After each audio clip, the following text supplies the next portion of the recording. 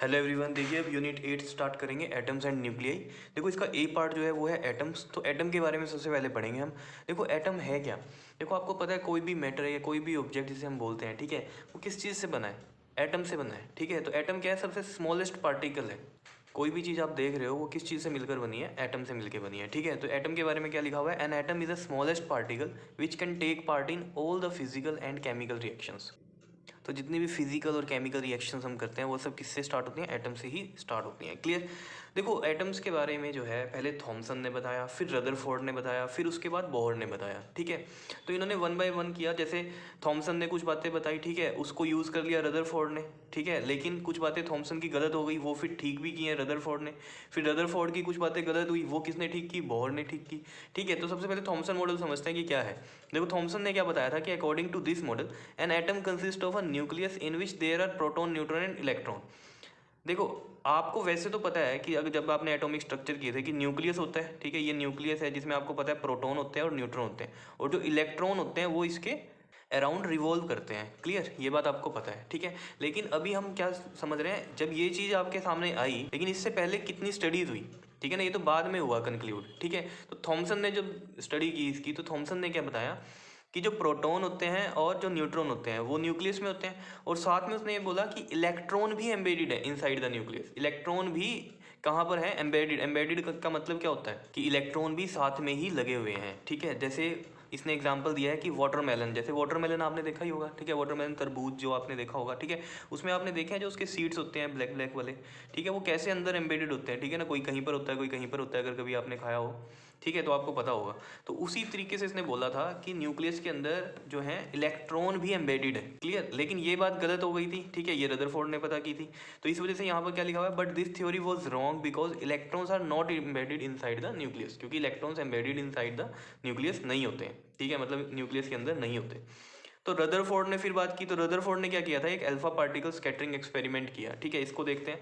Rutherford ने एक alpha particle scattering experiment किया। इसने क्या किया, एक गोल्ड की फॉइल ली, ये गोल्ड की एक फॉइल ले ली, और इस पर क्या किया इसने, अल्फा पार्टिकल्स को फॉल करवाया। अल्फा पार्टिकल्स में आपको पता है जो प्रोटॉन होते हैं वो होते हैं, दो प्रोटॉन होते हैं और दो ही न्यूट्रॉन होते हैं, ठीक है। तो दो न्यूट्रॉन जो है उसके लिए तो कोई चार्ज नहीं होगा, क्योंकि ये क्या होता है, न्यूट्रॉन तो न्यूट्रल होता है। लेकिन प्रोटॉन की वजह से इस पर कितना चार्ज आता है, 2e का चार्ज आ जाता है। क्लियर है इतनी बात, ठीक है। और ये पॉजिटिवली चार्ज है, प्रोटॉन है, क्योंकि इस वजह से आपको पता चल रहा होगा कि ये पॉजिटिवली चार्ज है, ठीक है। तो रदरफोर्ड ने जब ये एक्सपेरिमेंट परफॉर्म किया तो उसने क्या किया, अल्फा पार्टिकल को क्या किया, इस पर फॉल करवाया गोल्ड फॉइल पे। तो उसने क्या ऑब्जर्व किया कि कुछ पार्टिकल तो डिफ्लेक्ट हो गए, ठीक है, कुछ पार्टिकल तो यहाँ डिफ्लेक्ट हो रहे हैं, और कुछ पार्टिकल क्या हुए हैं, रिट्रेस कर गए अपना पाथ। मतलब जो बिल्कुल सेंटर पे थे जो अल्फा पार्टिकल, वो क्या हुए, कुछ दूर पहले ही क्या हो गए, रिट्रेस हो गए, मतलब इन्होंने क्या किया, अपना रास्ता वापस ले लिया। समझ रहे हो, जैसे कुछ तो पार्टिकल क्या हो गए, यहाँ से निकल गए, ये डिफ्लेक्ट हो रहे हैं, लेकिन कुछ पार्टिकल्स इसमें से स्ट्रेट भी निकल गए, ठीक है। तो यहाँ से ऑब्जर्वेशंस क्या हुई, देखो ये लिखा हुआ है, most of the alpha particles pass through a gold foil without any deflection. कुछ तो पास हो गए, ठीक है, और यहाँ पर वो बनाए नहीं है हमने जो कि पास हो गए हैं, ठीक है। तो क्योंकि मोस्टली जो है वो पास हो गए थे इस वजह से, ठीक है। And some of the particles, alpha particles deviate through small angles. कुछ क्या हो गया, डेविएट हुए through small angles. And only one alpha particle out of 8000 retraces its path. मतलब क्या है कि जो अल्फा पार्टिकल हैं आपके, अगर 8000 गए हैं, ठीक है, 8000 में से वो एक रेशो बता रहा है कि 8000 में से कोई एक वापस आया, ठीक है, और वो आया भी कहाँ से वापस, जो सेंटर से गए थे।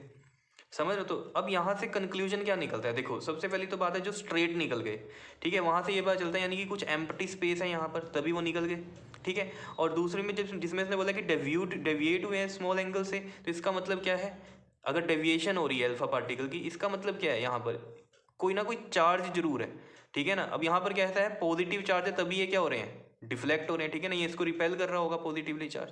समझ रहे हो, कुछ इधर पहले ही रिपेल हो गए, कुछ यहाँ से रिपेल हो गए, समझ रहे होंगे बात को। उसके बाद जो इसने बोला था कि जो रिट्रेस करते हैं, ठीक है ना, जो रिट्रेस करते हैं वहां से क्या कंक्लूजन निकलता है कि यानी कि इसका क्या मतलब है कि सेंटर से ही रिट्रेस कर रहे हैं। इसका मतलब सेंटर पे कुछ डेंस पार्ट है, ठीक है ना। और ये जो डेंस पार्ट है, मतलब हम क्या कह रहे हैं इसमें कि सेंटर पे एक्चुअली में पूरे एटम का जो है मास भी लाई करता है, ठीक है। जैसे इसका मैं एग्जांपल दूं आपको, जैसे आपने कभी कॉपी को घुमाया है, अगर आप कॉपी को घुमाओगे तो आपको उसमें क्या प्रैक्टिस करनी पड़ती है। और आप जब तक उसका सेंटर ना लोगे, फिंगर से घुमाया कभी कॉपी को, आप देखना घुमा के, जब तक उस कॉपी का आप सेंटर नहीं लोगे ना फिंगर पे, तब तक वो घूमेगी नहीं ढंग से, ठीक है ना। तो जिनका नहीं घूमती ना, उनके लिए यही है प्रॉब्लम कि वो सेंटर नहीं पकड़ पा रहे हैं कॉपी का।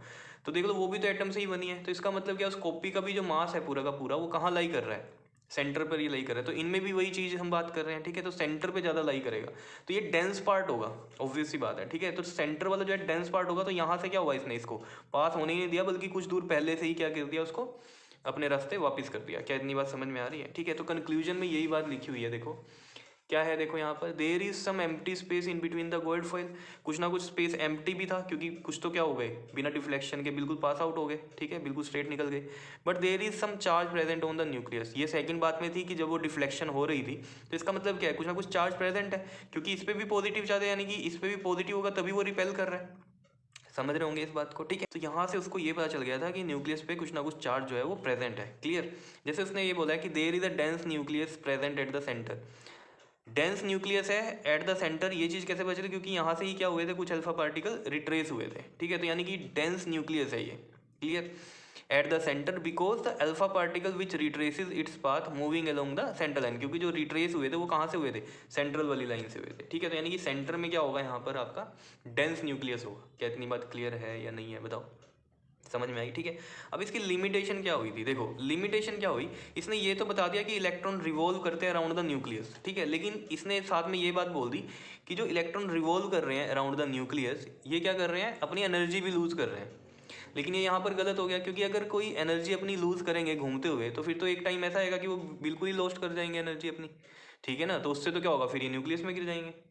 देखो एक तो बात समझते हो ना, देखो जो आपका भी ये न्यूक्लियस है, यहाँ पर प्रोटॉन है और ये न्यूट्रॉन है, और इलेक्ट्रॉन यहाँ रिवॉल्व कर रहा है। इलेक्ट्रॉन रिवॉल्व कैसे कर रहा होगा, सोचने की बात है। इलेक्ट्रॉन में और यहाँ प्रोटॉन में, यहाँ पर ये इनमें क्या है बताओ, अट्रैक्शन है। तो क्या है, इलेक्ट्रोस्टैटिक फोर्स है, ठीक है ना। जैसे हम कहते हैं ना, अर्थ पे और मून में क्या है, ग्रेविटेशनल फोर्स है। अब अगर देखो यहाँ पर इलेक्ट्रॉन रिवॉल्व करते हुए एनर्जी लूज करेगा, तो ऑब्वियस बात ये इस पे ही गिरे जाएगा ना, ठीक है। और देखो ये भी आपको समझ में आनी चाहिए कि न्यूक्लियस के अंदर जैसे प्रोटॉन प्रोटॉन है, ठीक है, तो कई बच्चे पूछते हैं कि ये प्रोटॉन प्रोटॉन को तो रिपेल करेगा, तो फिर न्यूक्लियस में कैसे है ये स्टेबल, ठीक है। तो ये आपको पता होना चाहिए कि ये जो न्यूक्लियस का साइज होता है बहुत छोटा होता है, यहाँ पर जो इलेक्ट्रोस्टैटिक फोर्सेज हैं वो एक्ट नहीं करती। यहाँ कौन सी फोर्सेज आती हैं, न्यूक्लियर फोर्सेज आती हैं, क्लियर है। तो वो एक्ट करती हैं, तो वो बाउंड करके रखती हैं, तो वो बहुत ही स्ट्रॉन्ग फोर्स है, ठीक है। इलेक्ट्रोस्टैटिक फोर्स से भी क्या है, वो बहुत ज़्यादा स्ट्रॉन्ग फोर्स है, क्लियर। और ये तो आपको पता है इलेक्ट्रॉन रिवॉल्व करता है, वो कैसे करता है, सेंट्रीपिटल फोर्स से रिवॉल्व करता है, ठीक है। समझते हो ये सब चीज़ें तो आप, ठीक। तो जो मेन बात थी कि रदरफोर्ड ने यहाँ पर क्या चीज़ बता दी थी कि लूज करेगा एनर्जी को, तो यहाँ पर वो गलत हो गया, क्योंकि यहाँ लिखा हुआ है because if it so they will finally fall in the nucleus, तो फिर तो वो न्यूक्लियस में गिर जाएगा, ठीक है। तो ये जो चीज़ है ये किसने क्लियर की, फिर बोहर ने क्लियर की, ठीक है। वो हम बाद में करेंगे टॉपिक, पहले तो इसके बाद हमें करना है डिस्टेंस ऑफ क्लोजेस्ट अप्रोच, और फिर इम्पैक्ट पैरामीटर है, और फिर इलेक्ट्रॉन ऑर्बिट की एक डेरिवेशन है, उसके बाद फिर हम बोहर पे आएंगे, ठीक है। तो ये चीज़ आपको पता चल गई। तो मेन बात क्या थी, थॉमसन ने जो बताई गलत, वो क्या थी कहानी, कि एम्बेडेड इलेक्ट्रॉन्स न्यूक्लियस के अंदर ही, ठीक है। ये बात रदरफोर्ड ने सही की कि नहीं, इलेक्ट्रॉन तो रिवॉल्व कर रहे हैं न्यूक्लियस के बाहर, क्लियर। लेकिन यहाँ पर रदरफोर्ड ने क्या गलती कर दी थी, एक उसने ये बोल दिया था कि रिवॉल्व कर रहे हैं, लेकिन साथ में क्या कर रहे हैं, एनर्जी भी लूज कर रहे हैं, ठीक है। तो यहाँ पर ये गलत हुआ, ये चीज़ ठीक किसने की, बोहर ने की, क्लियर है, कर लोगे इसको, ओके जी, थैंक यू।